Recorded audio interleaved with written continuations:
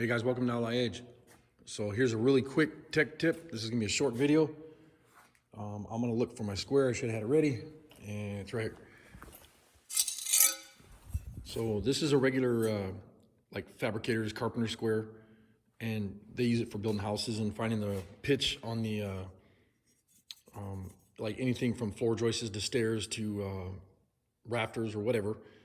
And you know, you can get a 45 and a 90 and all kinds of different measurements off this, or angles off this. And the thing is, when you're a fabricator and you're using this to build stuff, you always run into this problem right here. I want to see if this is square off the table, and I can't get up to it. So a quick tech tip: get yourself either an aluminum or plastic square like this. This is a little bit bigger one, but and what I did is I trimmed out that edge, that corner right there. Just trim it out at a 45.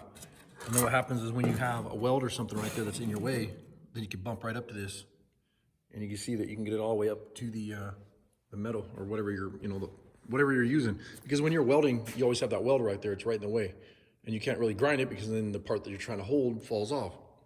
Just a quick tech tip. If you like it, give me a thumbs up. Thanks a lot for watching my channel and all the support. Go check out NZ Mopar on YouTube. Later.